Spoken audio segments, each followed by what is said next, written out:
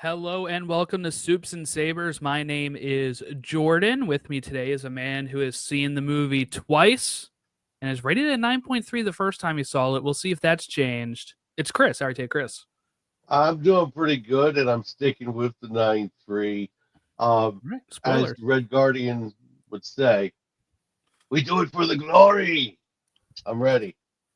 There you go. And the guy who was on the first ever Soups and Sabers episode, as we talked Captain America Brave New World, he has this movie in a shocking position on his MCU rankings. It's Jack. How are you today, Jack? I'm doing good. I'm excited to talk about the Thunderbolts or, you know, uh, the new Avengers. Who knows what it is? It's both, probably both. I have some thoughts on. We'll kind of have those at the end of the podcast. I think after we're done talking about the film itself, on if this rebrand is a good idea in the general population sense. But we are recording this hours after they have like officially started sharing posters with this title now, and I'm like, okay, that's interesting. I don't think it's a big spoiler the way people were making it out to be. Like, oh, I couldn't see it this weekend, and now it's spoiled. It's like, look, this was the most popular fan theory when people had the asterisk, when people noticed the asterisk anyway, and it's like, it doesn't really change. I don't think anything about it. It might get more people in the seats. We'll see, but we are going to be doing this is our deep dive full spoiler review here of Thunderbolts asterisk New Avengers. Okay, so we got Chris's initial thoughts right out of the theater last time. So I'm going to go right to Jack first here, then, and then we'll kind of go me, then back to Chris. Jack, give me your thoughts as you walked out of the theater or while you're waiting for the post credit scene on this new Avengers team here. I am going back to the text that I sent you as I was waiting for the post-credit scene, actually, so I can cite those up. So I think first reactions about this movie. I think the first thing that I texted you was, "Wow, that movie made me cry." So It could have been lots, good or bad. yeah, I didn't could know have it. been good or bad. It was luckily it was a cry in the good way, like with an everything everywhere all at once, instead of crying in the bad way, like after watching Fan Four Stick in 2015. So it was the better of the two. I am someone who related a lot to the messaging surrounding mental health and reaching out to others and like having support from your friends to help you get through, and not giving into anger, not giving into hate, letting yourself and feel the presence of your friends helping you around you to get through. And that like that really hit hard with me. And I feel like it's one of those, like, since Guardians 3, right? We've had quite a few MCU movies. None of them have really hit on the same personal level and like grounded stakes like this one did. And even before this one, I mean, you had Wakanda Forever. Before that, I don't feel like there were many movies that were as grounded as this one, and it really played well into it. And I think like it's really fantastic. The cast, great chemistry. Florence Pugh and Lewis Pullman are the standouts of this movie to me. They worked so well together as like the two main characters of this movie. Like, yes, all the other characters are pretty important, well, except for one notable exception in the marketing. But all of the characters are important, but those two knock it out of the park. Two of I'm not sure if this is a hot take, but I think two of the best MCU actor actress performances post Endgame. like definitely top 10 at least. I could argue definitely for Florence Pugh top 5. Lewis Pullman might be just outside of that, but they knocked it out of the park, absolutely. And also they adapted Sentry in the Void really well, which felt like a really tough thing to do, and they still did it. So I don't want to spoil too much until we get into actually talking about it, but the post-credit scene, I legitimately just said that post-credit scene in all caps, second text, what? All caps. Like it was cool to see a post-credit scene where I'm like, oh my God, this is actually going to pay off soon. Yes. Instead of like, Yes. I remember getting really hyped at first for seeing Clea in Multiverse of Madness. And I was like, Yep. oh my God, they're finally going to do that. 3 years ago. It's almost exactly 3 years to the date. Yeah. And I'm still waiting for any news on my boy, Doctor Strange. He's somewhere out there with Clea, and who knows what's happening. Like, Yeah, he wasn't even on the chair reveal. I know, like, where is he? Bro's got to be somewhere. Like, so I'm very happy that we're seeing that connection move pretty smoothly. Yeah, I really enjoyed this movie. It sounds bad when like you had it in your top 5 when you're like sending me your list, and I'm like, I have it 23 or whatever I said. I mean, like that's not like when you have like almost 30 some things. Like, it sounds bad, but like I really enjoyed it. But like I looked at my list after I put it where I put it, and I was like, no, it pretty much shakes out with what movies I like above it and what movies I don't like as much below it. So, because I came out thinking like, man, that was great. Then I go give it like I think 4 stars on Letterboxd, try to put it on the MCU ranking. I'm like, that's lower than I thought it would be, but really enjoyed it. There's a few things that I really dug. It was like the visual look of the Void powers. I really loved how that looked. There was the great to see movie where the heroes are saving regular civilians again. And I know people have said like, okay, well, Captain Marvel does it in the Marvels, but like those are like real blink and you miss it type scenes. While this was like the whole crux of this team was save it. Like they all went their separate ways, and then when Sentry got out of control with the Void, they all came back to help the people, not their friends. They came back to help the regular people of the city, and we haven't had that in I don't know how long. It seems like where it was a big focus, of the climax of the movie. That's something that's kind of been missing for a bit. I would also say just like this is a really good example of watching the film before judging the film. I saw a lot of people when the lineup was announced that were like, these characters are too similar. They have the same powers. That was brought up in the movie. How will they face off against Sentry when their powers are not strong enough? Like the movie handled it well when you actually sit down and watch it, instead of, I feel like this, I don't know, new social media craze where we're trying to figure out issues with the movie before it even comes out, before a trailer even comes out, where we're just kind of like, oh, there's an issue with this.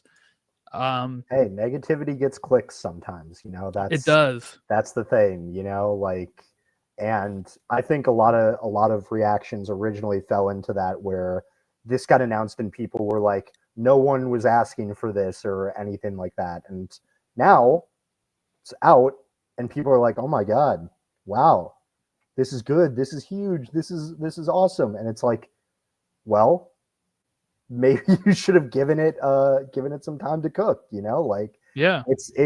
You really, especially with any movie, I get there's part of it where like you have to vote with your pocketbook essentially and like say, oh, the trailer looks good, I'm going to go see that or not, right? But if you decide you're not going to see it, you can just say, I'm not planning on seeing it, instead of trying to analyze, oh, this movie is terrible without seeing it. That's not the way to go about it, Yeah, I was really surprised to see the A- cinema score because the word of mouth has been so good for this movie. And I know what people are going to say, like A- is Not a bad score. I did have to put out this thing, this tweet earlier because when the score happened, because everything on, like, when you look at the data when people were leaving the theater, like the post-track data, all of that seemed to have thought it was going to be an A, just from like the way that kids loved it, the people leaving the theater loved it, all that kind of stuff. So I thought normal A cinema score would probably be it. A minus. Other movies like that are Black Widow, Ant-Man and the Wasp, Incredible Hulk, Dark World somehow, Captain America: First Avenger. Those are your A minus MCU films. That's it. Every other one before phase, like these newer ones that are B's and B pluses and B minuses, were all A or A pluses. Like that's insane on how many of those we had in the MCU. I do think A minus in the MCU nowadays is a really good score. It's just, how will this impact the legs of the film, which is something we're going to talk about, I think, in a bit here, because it's kind of like it didn't beat the projections. The projections actually had 76 million and it fell to 74 million today. So it had a bigger drop Sunday than what all the data says it should be having, which is kind of like this baffling thing that people are trying to figure out. And it has people thinking Disney's pushing the panic button and doing the new Avengers stuff. That was planned. That was so planned because Sebastian Stan today was walking around putting up his own posters. And actors are not just sitting around where you can be like, hey, go down there and do this today because the movie made $2 million less. Yep. Like, you know, an actor's schedule is pretty booked. Also, Especially like Sebastian Stan. Yeah, I mean, he's filming in. I thought he just finished filming in like Norway or something, like a movie. And he's going to be going over, back to London to do Doomsday. Yeah, and I mean, I think the other indicator that this was planned is RDJ on his Instagram caption about it, like literally tagged hashtag New Avengers instead of hashtag Thunderbolts. The post got edited, but I mean, it got out there. It got out there pretty quick. if there's anyone who's speaking for like Marvel's like promotion right now beyond the main cast of the Thunderbolts, right? Or the New Avengers, whatever. Beyond this movie, it would be Robert Downey Jr., they have touted as their next big antagonist that they're building up towards, right? Like, so I find it hard to believe that he was entirely in control of that caption, and just somewhere the lines got crossed on communications and put out New Avengers instead of Thunderbolts. And I mean, again, it, like you alluded to, it doesn't really spoil anything about the movie. Like, it's a title, and I mean, you still don't understand like how they get that title. You still don't understand any of that stuff. Just straight off the rip. Exactly. You know, it's like saying, "Oh my gosh, they titled this new movie after what movie was that? After Thor, Thor, the Avengers. That means they're going to become the Avengers. It's spoiled." Right. Or like it's a title. It's a title. Star Wars got renamed to A New Hope. That's spoiled. Oh my god. No way. It's over.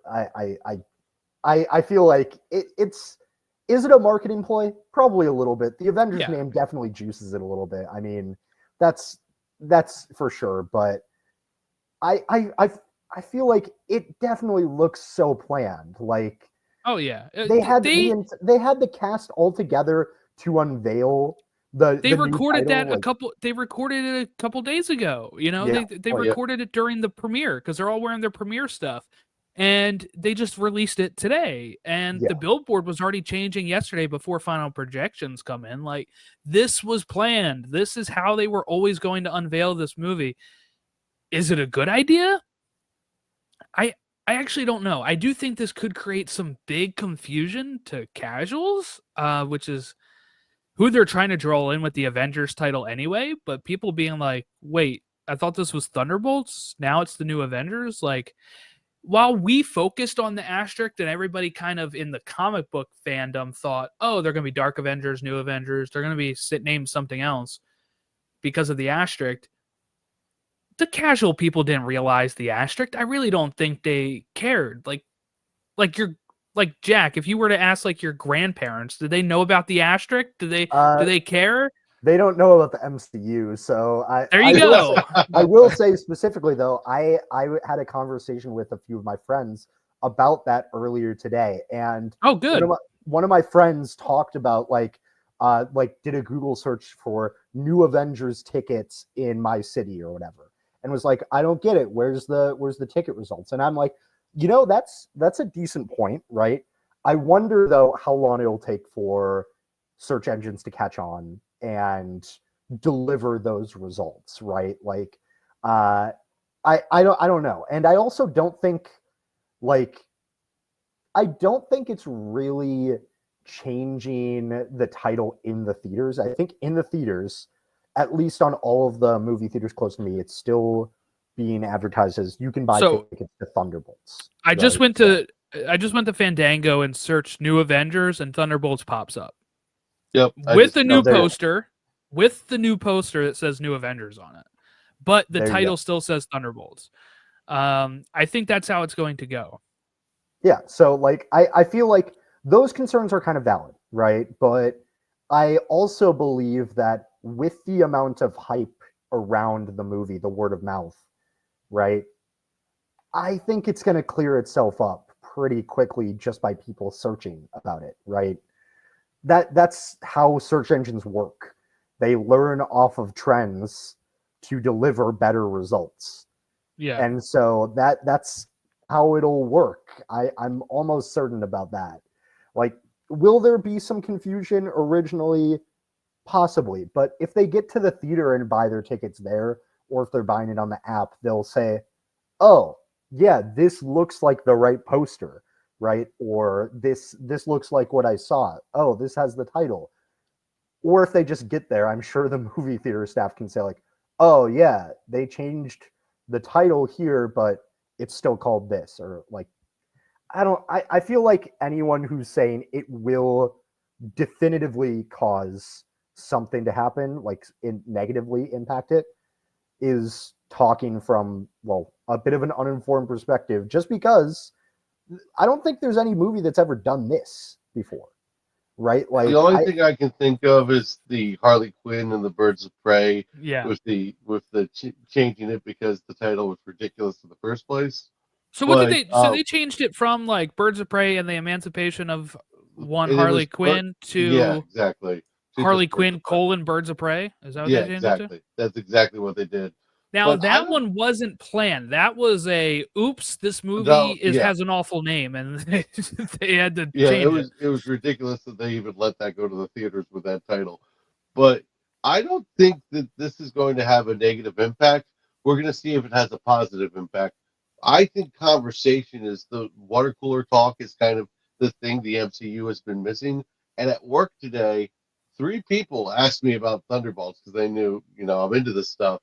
And they're like, hey, so this new Avengers stuff. And I was like, yeah, it's, they kind of explain it through the movie. You kind of have to go see the movie, but it's a really fun movie and it deals with mental health stuff and you should go see it. And the fact that I'm talking about that at work, where I think there was no Brave New World conversation at all at work. Yeah. Like it just didn't exist. And the fact that we're talking about a Marvel movie kind of feels like old days of the MCU. And I'm really excited about that because I want to have conversations with this outside of Twitter. We joke with some of these people who are getting so upset about this that they need to go out and touch grass. Why don't we get have a conversation about this stuff in the real world? It's really cool. And that stunt with the new Avengers, it's getting people talking. I don't think it's a bad thing to get people talking about the film, especially when it builds buzz for Fantastic Four, I think it starts building buzz for Fantastic Four now. So the MCU building momentum, I don't think it's a bad thing. We're going to see how much it does for the box office, but I think the long-term effects and the legacy of this movie is probably going to help. Well, the good news is, even if the movie doesn't do well box office wise, or as well as it could have done, right? Like in the heyday, Phase 3 or whatever, These actors are already filming Yep. for Doomsday. It's not like they're gonna get like Eternals and be like scrapped or anything. Like they're already there, and it had positive critical reception, which I think is and positive fan reception. Sometimes you just need those type of movies as well, especially when you've had lackluster reception to things like Brave New World, and pick a movie in Phase 4 and 5 that's not Guardians or Wakanda Forever, and you're kind of, or even No Way Home, you're kind of like, oh, all those other ones didn't have this type of reception that Thunderbolts is having. So that's a positive. And I just think that my confusion comes into when I buy this Blu-ray, what does it say on it? I would assume it's going to be like a lenticular cover or something that goes from saying Thunderbolts to New Avengers, or like the sleeve will say Thunderbolts and then you take off the sleeve and it says New Avengers or something. Maybe something like that, but I yeah. know one thing. I'm in love with the Weedy box market. It looks. I like it. Looks. So I think it cool. looks good. Ingredients: Yelena Beleva, Red Guardian. Like, dude, that stuff is cool. And Bob, I can't get enough of this. It's the marketing for this movie has been fun. There's not a lot of movies that have been like that. I also like how it lives in the MCU without it feeling like it's just connecting to connect. Like we had a line about, if you noticed, our last president turned into this big giant red thing that destroyed the city. It lived in the MCU, but it kind of did what Guardians did, where it was its own movie. It told its own story, and it was contained until it didn't need to be. Can I rant a second about some of the stuff? Okay. Go for it. I know some of this stuff is jokes. I get it. But can we please stop with the Spider-Man's on fraud watch? What does he do? Oh, Spider-Man's sleeping there. What would Spider-Man even do to Sentry? We just saw him handle. Sentry just handled 3 super soldiers without breaking a sweat. A girl that can go invisible, and he grabs her, anticipating her next move. Like, Spider-Man swinging in there and getting broken in half, okay? And if he swings into the void, he's living Uncle Ben and Aunt May dying over and over and over again. And Tony Stark. And Tony Stark. He does not need to be. Here's the thing, too. Okay. A lot of these people complain that all these movies are just cameo fests. And then when you get to something that is focused solely on the characters, like, well, where did Spider-Man go? Where is he at? Why are the New Avengers able to operate in New York with Wilson's Fisk's stuff? Guess what? This is a government-sanctioned team. They're not vigilantes. Kingpin has no jurisdiction over them. Like, it doesn't need to explain the Born Again stuff. It doesn't need to explain where Spider-Man is. The movie's about them, the Thunderbolts, the New Avengers.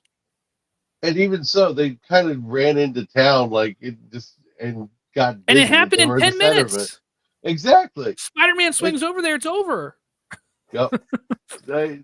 It is a little ridiculous. People need to pick or choose what lane they want to be in with that. But what is Spider-Man going to do? Especially with a man with that much trauma. My favorite take was someone said, we should have gotten the Punisher doing something. What is Frank Castle going to do? Just emptying bullets in a Sentry that just bounces off of him, and then reliving his family's death and war trauma and everything. Like, what do you mean? Like, and like Matt Murdock's not doing anything. No. I saw someone say, so the Defenders, Luke Cage, isn't going to do anything. No, he's not. That's the point. They're not, like, no one is doing anything. The only way to stop Sentry was through Yelena, because she made that connection with him earlier. Like, that was it. That's how you stop this guy. I want to say I was really excited about how they handled Bob and Sentry and Void.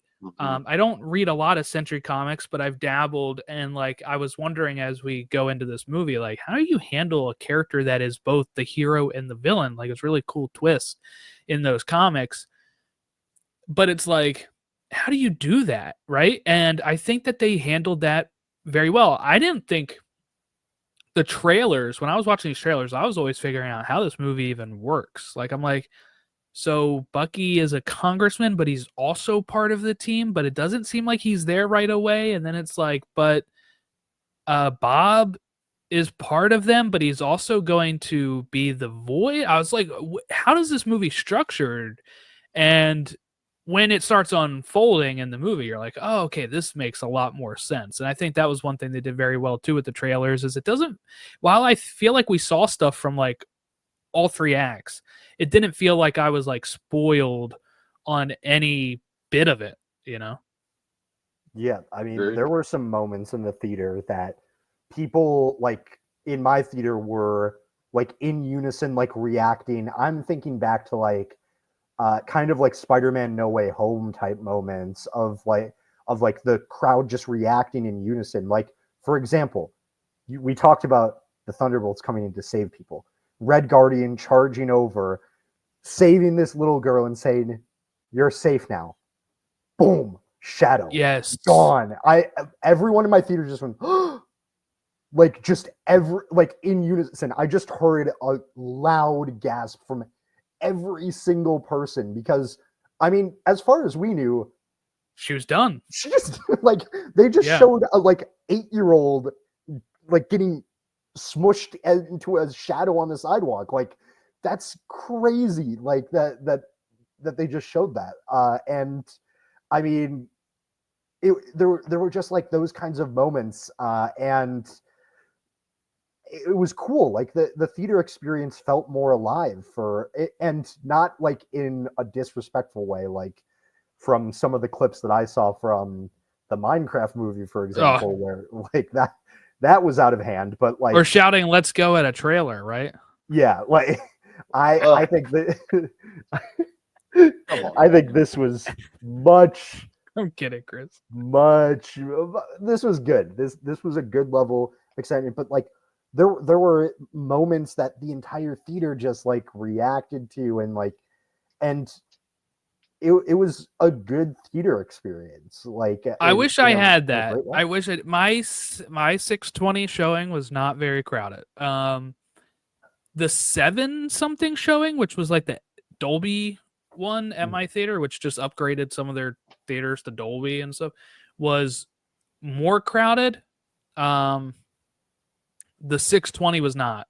So it kind of filled in, I would say, but it wasn't like I didn't have like that sort of experience, unfortunately. There was a couple moments like that I felt like got some big laughs, or one scene I really liked with the visual look was one, you see how the void shadows looked, right? That was cool. But earlier in the movie, a scene that was shot really well was Yelena like going down the hallway with the shadows as she's taking them out. Nice juxtaposition there, but it just looked really cool and really well shot there too. I really like that. Yeah. I mean, the fight sequences in this were great. The blocking of every scene was really solid. And also, I mean, the fact that a lot of these stunts and effects were performed and done mostly practically. Mm-hmm. Like I mean, I don't care that much if they need to use CGI for things. Like I don't think that there's really been too many moments in the MCU, even phase 4 and 5, that I was like, oh, this CGI completely ruined my experience. Whatever. I haven't had anything like that. But I've got to say, like, seeing the practical effects happen in this movie really did like make it look real. I mean, it looked really good. Like the stunt performances were solid. The action sequences, especially like the fight in the underground bunker, I feel like the way that they manage the camera moving around throughout that is really good, considering you have to keep track of 4 different characters in this, and like with, I mean, different fighting styles, like very different fighting styles. Like, yes, as they said in the movie, so what? We all just punch and shoot. Like, yeah, they do, but they have different fighting styles as well that like require a little bit of difference in approaching the angles that you're using for it. Like, I mean, yeah, John Walker and Taskmaster both are primarily using like hand-to-hand combat and weapons. Well, like Taskmaster is not much of a Well, that's not issue. doing much in this movie. I'm gonna give some flowers in the part where she does factor in. Yeah. But The one like, part. yeah, the one part, as in, I mean, if people don't know already, this is a spoiler review, right? Yeah. So Yeah. Taskmaster dies like in a minute. Like, she gets one line. She just says to Yelena, "I'm not here for you." Yes. And then has some sick fighting sequences, like actually getting to see her copying and adapting to like different fighting styles. And then all of a sudden, just pow, right through the head, gone. And it's like, okay, well, it does make all of the marketing, looking back at it, so much funnier because Well, they insert her even in that watchtower scene. In the watchtower, they put her in scene, the background. I was looking at that, and what in that same message chain with my friends about talking about the change of title, they sent the new photo with Taskmaster in it, and they're like, "This is just hilarious to me," and I was like, honestly, this is hilarious to me too, but just for an entirely different reason. Just like coming out of the theater and seeing like all of the advertisements with Taskmaster on there, I'm like, damn. Well, you know what's funny? All that for 60 seconds. Well, what's funny about that too is like, again, you have people complaining about the title change spoiler, but they're like, look at them still photoshopping Ghost Taskmaster, and I'm like, yeah, you would complain it's a spoiler if not. Like, I mean, like, you can't really win in that regard. Going back real quick to the CGI and like the practical effects and stuff, I think this might be a big factor in why people are saying old school MCU is back. I really do. Like, I feel like it feels like one of those older MCU movies because it has more of that grounded visual look where it takes place in our world, right? When you look at movies like Quantumania, which were more panned, or even the Marvels, where they're taking place on alien worlds or in, like a microverse type of thing, it becomes like a lot of the backgrounds are just CG, and that can get tiring for people. This movie, like you said, the most CG I think was Sentry just hovering and like taking fists and like, grabbing people. But other than that, like, look, there's a lot of CG we don't see as well throughout this stuff, but like most of it looked real. Like the motorcycle chase looked great. Escaping the incinerator part looked great. The fights in the hallways there looked great. Like none of that stuff screamed like, oh, this was touched up by this, and it was in a real like set practical effects where I think it's hitting for a lot of people, as well as then the writing also being grounded and character based. I think, is one thing, but I would bet some money that the practical effects is one thing that is getting people positive vibes. We don't have a whole conversation dominated by the CG looks bad, which we saw with Captain America. People said because of there was some obvious CG there, but people said it with Quantumania, people said it with Marvels, people said it with almost every movie this phase, and this movie doesn't get it because it doesn't seem like there's that much there. And it makes it more authentic. And this is a movie that was about emotions, about characters, about their tragedies of the past that they had to relive with Sentry. So for this to work, you had to be invested hook, line, and sinker. You had to be in the moments with the characters. So if it was something that didn't look real or it took you out of the film, it really hurt the authenticity. I think practically this movie was grounded not just in writing, but in the way they pulled it off. And I don't think you could have done it any other way. I think this is a movie that needed this approach. And I honestly just want more movies in the MCU like this. I said in our other review, our right out of the theater, that it kind of reminded me of a James Gunn film in the way that, is this group of, nobodies that you ended up caring about.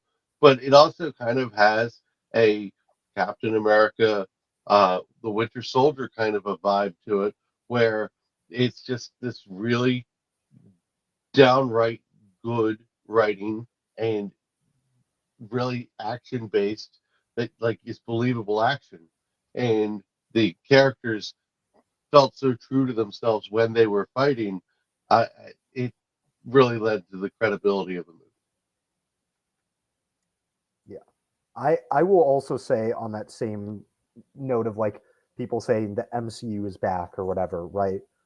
One thing that I think they definitely nailed that felt like the older movies was the balance of humor in this. Yeah. Right? Like this deals Yeah. with heavy subject matter, arguably heavier than I think almost every MCU movie. I mean, Guardians 3 is pretty heavy. Iron Man 3 is pretty Man heavy 3, with sure.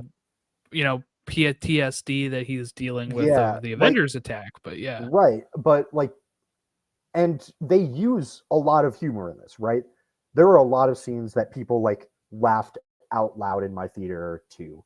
The limo scene where Red Guardian Yeah. like flips the switch, It's so good. and you know Goes turns on the 54. turns on the effects in there. Like people are laughing at that, but like the humor, while it was there, didn't feel like it undercut any of the emotion, heart, or any of like the tension, right? Like I know that was a huge complaint that people had with Thor: Love and Thunder, where they were like, I feel like there were a lot of tense moments that just got undercut by misplaced humor here or there. And this didn't have that. Like this felt like the humor was mixed in well. It was snappy. It was pretty quick, and I think it worked really really well in this. And I just think that's there's a lot of reasons why I think people are like viewing this so positively, especially people who have been like disaffected towards MCU movies lately. It's probably a mix of all of those things, but like I think it's also just showing that Marvel seems to be responding in a certain way, right? For better or for worse, they are seeing these things and they're like, okay, maybe we need to get back to some of these things. And it feels like they've kind of gotten there. Like Daredevil Born Again was pretty grounded overall. And in terms of like, there were times when you're watching that show where you're like, man, am I sure I'm watching a superhero show, or is this like a real life thing that just happened? Because it feels like it could exist in this world. Same thing with Thunderbolts. Like, obviously, there's not going to be a guy that is the embodiment of anger and hatred, shrouded in like darkness that rises above and turns everyone into shadows, forcing them to relive their trauma. That's not going to happen, right? There's obviously there's going to be moments that are out there. It's a superhero movie. I hope there's going to be something a little out there. It shouldn't be entirely like realistic, but it's nice to have that where you're like, this is a human story, and is part of what made me like superhero movies in the first place. Seeing like people who are they have powers in some instances, but at the end of the day, they're like humans, and they're making like they're rising above and helping people out and doing all this cool stuff. They experience struggle like I could.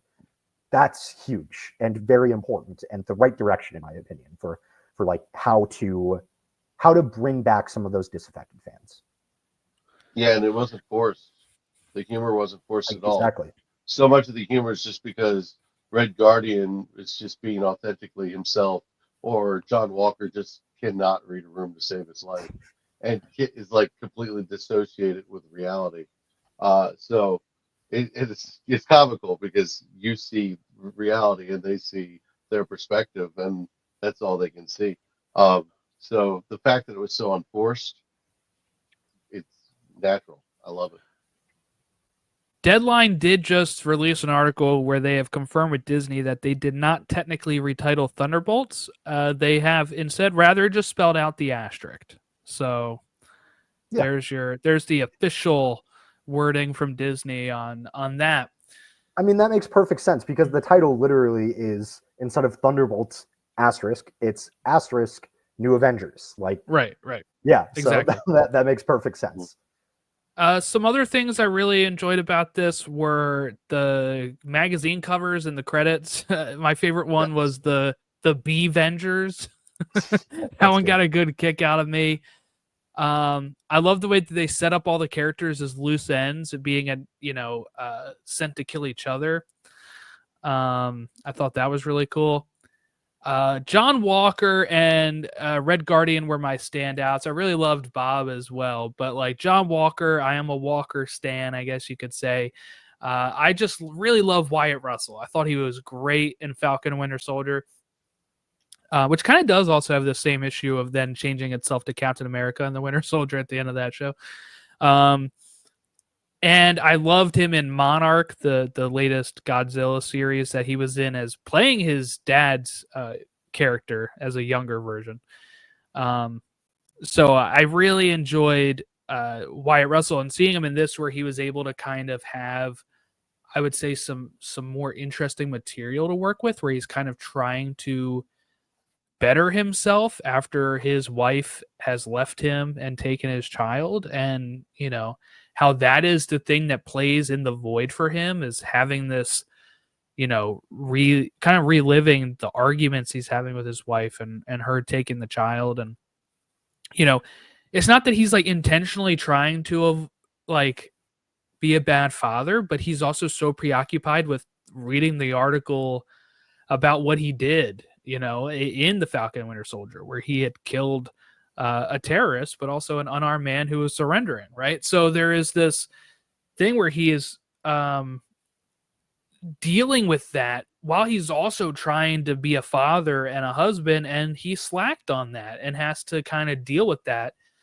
And I just thought he was funny in this, had some great moments with that. And, I love the look at the end, the beret. I love it. That also a good callback to, do you like your hat, when talking about the helmet? Mm-hmm. He's like, yeah. But, he actually goes and gets the actual hat now. Like, I think that looks really great. I really dug that. I love that his shield is still a taco as well. Like, that's kind of funny. Yeah, are they going to fix that, or is it just going to be like the taco shield? I liked when he was sitting on it at the end of that poster. That was my favorite of the posters. Yeah, I think he might start with that in Doomsday. I mean, like, what else are you going to do? Like, as of what we're seeing, if we kind of almost want to segue to the post-credit scene, right? Like, the Fantastic Four are arriving now, and I feel like that's going to be almost like the Hulk landing in the Sanctum Sanctorum moment of Doomsday, And I know Ron had a good theory about, like, the life raft and how they're coming here after maybe Galactus destroys their universe. But I actually had a separate theory of, what if it's like that moment that you mentioned, Jack, where Red Guardian saves the child and then the child gets blipped out right there.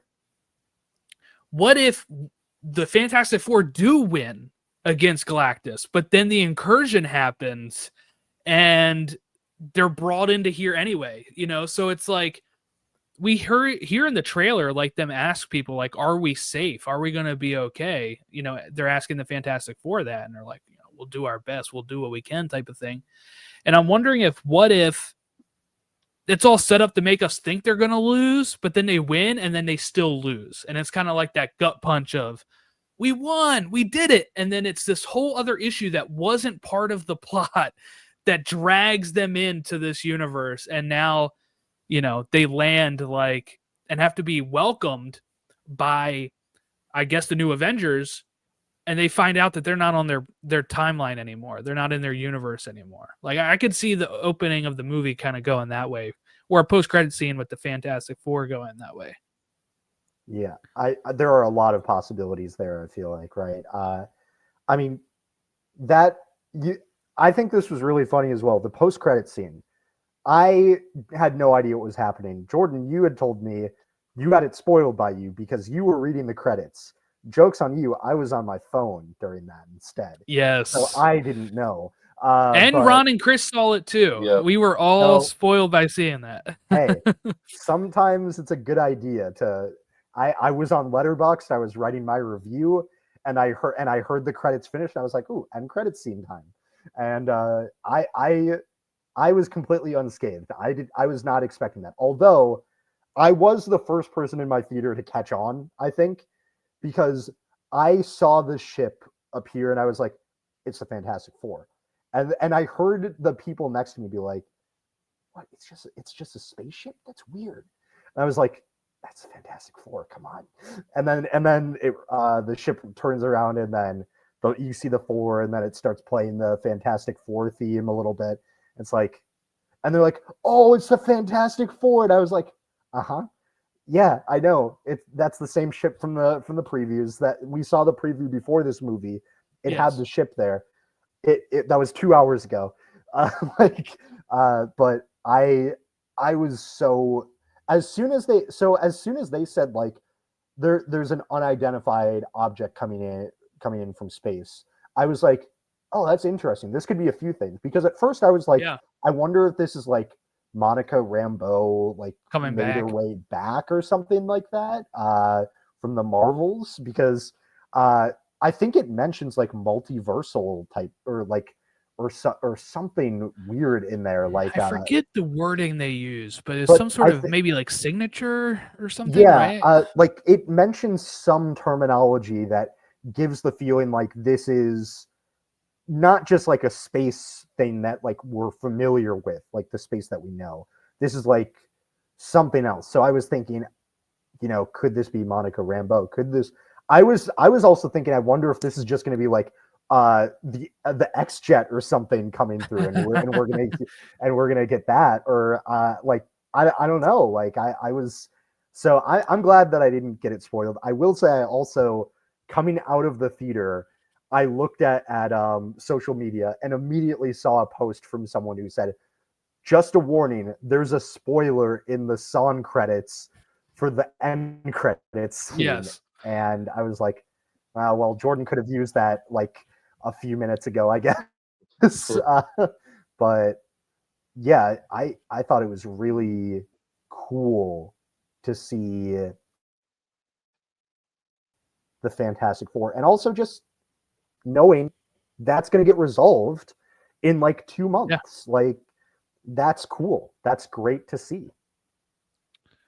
Even if the end credit scene is not resolved in 2 months, it's like, well, we get introduced to them in 2 months, and then hopefully we like them well enough that we're excited for Doomsday and seeing all these characters combine.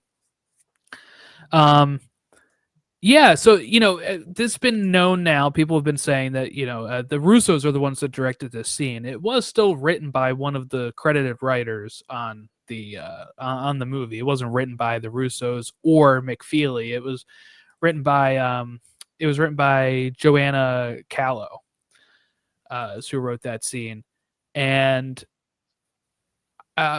really curious. So is this beef between the new Avengers and the Avengers real?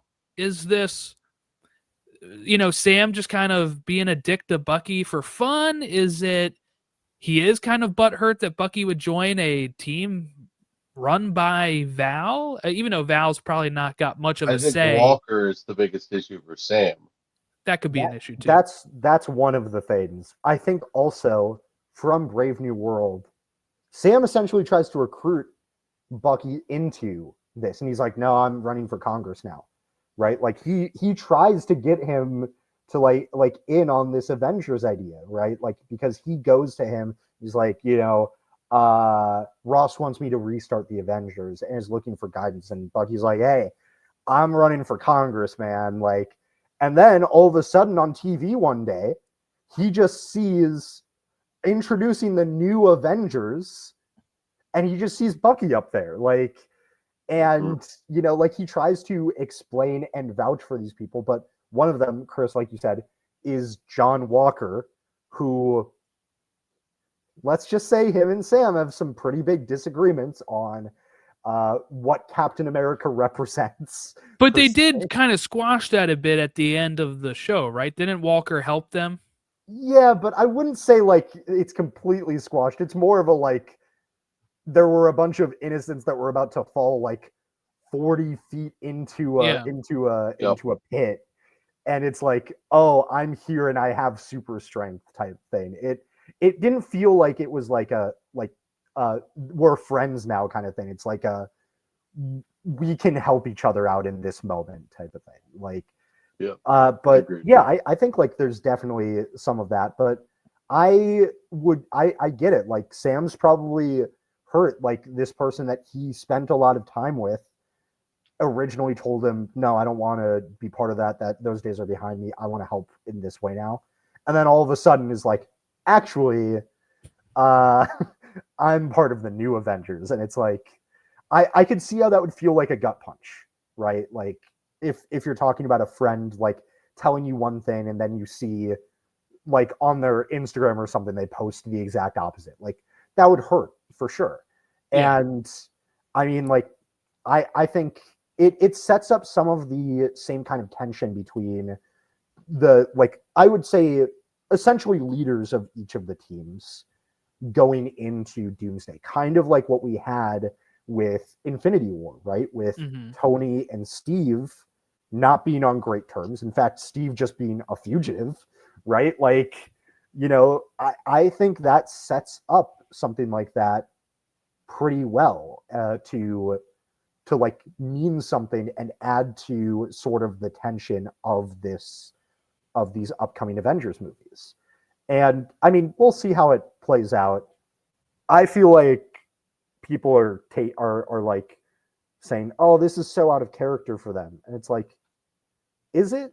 I'm not convinced it is. I think it makes sense. Yeah, do you think this actually, like Bucky? I mean, Bucky says Sam is like filing a trademark for it, right, or something.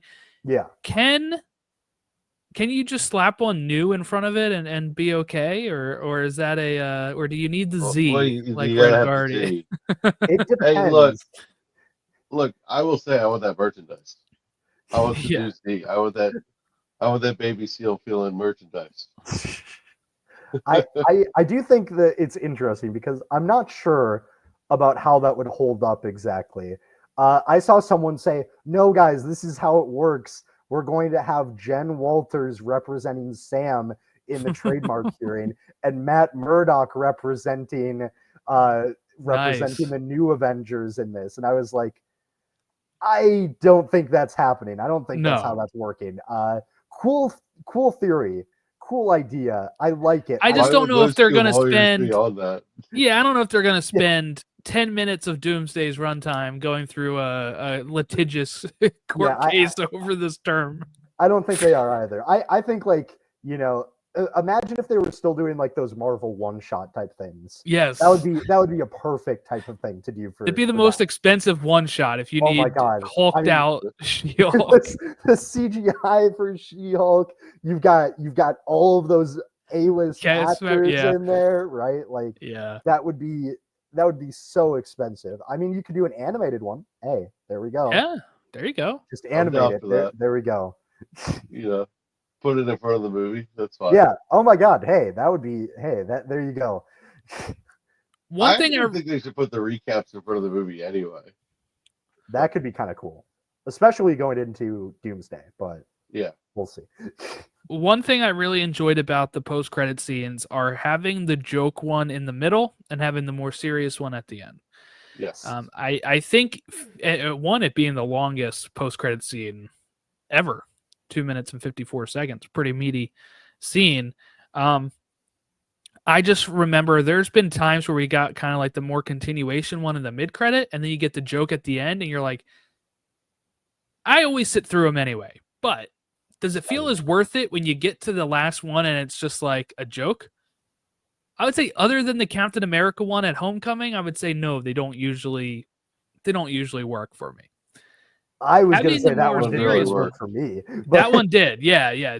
But the other ones don't. The other comedic ones usually, if they're the last thing I see, I'm like, okay. But having it be like I wait through the whole credits, I get rewarded with the longest post-credit scene, and it is consequential. And like you said, Jack, is going to be paid off. We know that. It's not like this Hercules thing at the end of Love and Thunder right now. We don't know if that's ever happening. Oh crap! I forgot about that one. Yeah, Brett Goldstein. We don't know if that is ever going to pay off, or the Blade one at the end of Eternals, the Pip one at the end of Eternals. We don't know if any of those are paying off anytime soon. Or I'm not ever. sure which one I have less confidence in happening on that, because both of them feel completely unlikely at this point. But who knows? Eternals as a whole, like, I thought it was a good movie. I'm not like a Eternals supremacist or anything, but what I will say is I feel like that movie doesn't hold up as much now with the everything abandoned. Like, even before the credits, I think, is when they get taken out. They get taken, don't they? Isn't it before the credits? So it just ends on that. Yeah. And then you get the Blade scene in the middle, I think. Yep. And then you get the Pip scene at the end, or whatever his name is. Yeah. Star Fox. And that's it. And I'm like, okay, there's 3 big loose ends on Eternals, and because the movie didn't do as well and didn't have as good a reception, I thought they would get touched on in these Avengers movies. I don't know if they will now. Don't worry. I think they're just Eternals 2 is coming in 2028. Don't worry. But you know what? We can never say that they'll never follow up for it, because Brave New World decided to follow up Incredible Hulk 15 years later for some reason. Or 20, almost more than 15 years later. 17 years. I think. Or yeah, maybe, 2008. Yeah. Yeah, 17. Yeah. Yeah. Like that's almost like the entire time span of a child. Like, right? There's someone who you were 7. Or you were 8. I was 8. God, I feel so old. And then I was 24, and then I was like, wow, I can't believe it. Make me feel so old. I'm telling you. That don't worry. I'm starting to feel old too when I hear people talk about like things from when I heard someone call Avengers Earth's Mightiest Heroes a retro cartoon. Man, that hurt. Whoa. That's not retro. I still consider that a new cartoon. That's from 2010. That's not retro. It's 15 years ago. I mean, that makes it sound a little bit older, but whatever. Here's some. Though, go ahead. My bad, Gordon. I was just gonna say. Go ahead. Sorry. Oh yeah, you're good. My biggest thing with this post-credit scene though is it didn't overshadow the movie, and that's the best compliment I can give to this movie. This wasn't just to get to that post-credit scene. We had a really meaty movie in there, and I'm really grateful for that.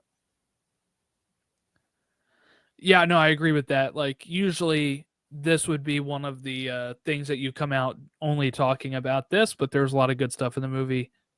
Here's some fun facts, though. This is for you, Jack, that Bill Foster was in a draft of the Thunderbolts. Oh, man. Could have had Goliath. Man. He was. I don't know if he would have been part of the team, but he was going to be part of the Ghost storyline, according to Eric Pearson in one of his early drafts. It would have been cool. I do think my only complaint is that I wish we got to see a little bit more from Ghost. Yeah. Yeah, right? She was cool. Especially in like Shadowbox is already a concept, but I guess the Void Box, whatever, like seeing something there, like because we got some of John's, we've seen enough of Bucky's trauma, honestly. So that's fine. Red Guardian also could have used maybe something, but we saw some of that in Black Widow. Ghost, we saw one scene in Ant-Man and the Wasp, which was 7 years ago. Yeah. So it would have been cool to see more of that. And hey, if that had included Bill Foster, aka Goliath, that could have been pretty cool, but oh well. Lawrence Fishburne's probably expensive. That cast was already pretty expensive. So yeah. Wow, I can't believe 7 years already since freaking Ant-Man and the Wasp and Infinity War. Yeah. Wow. Crazy. Time is flying, especially post-COVID.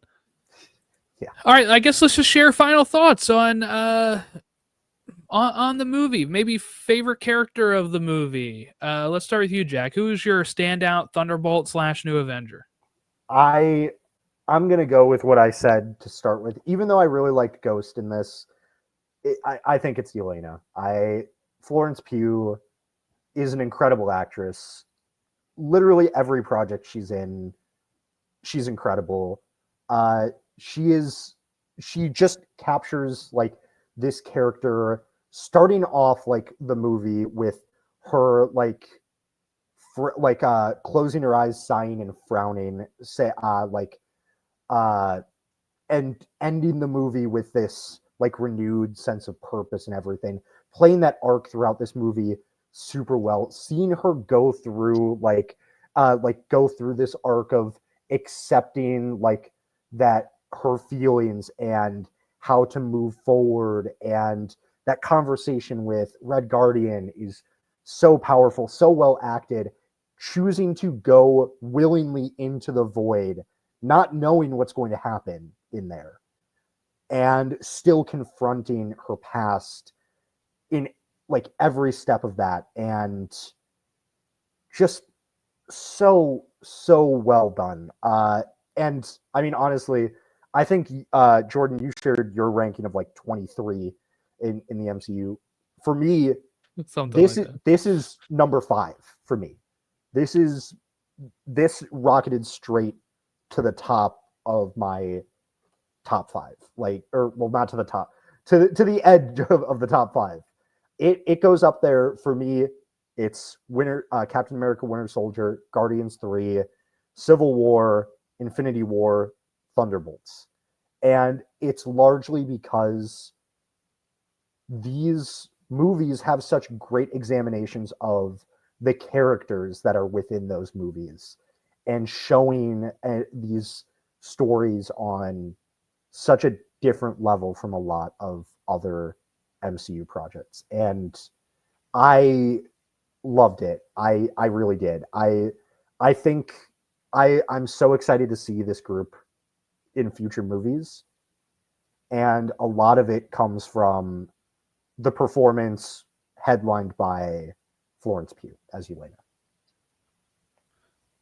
Yeah, my favorite, like I said, was John Walker. I love him.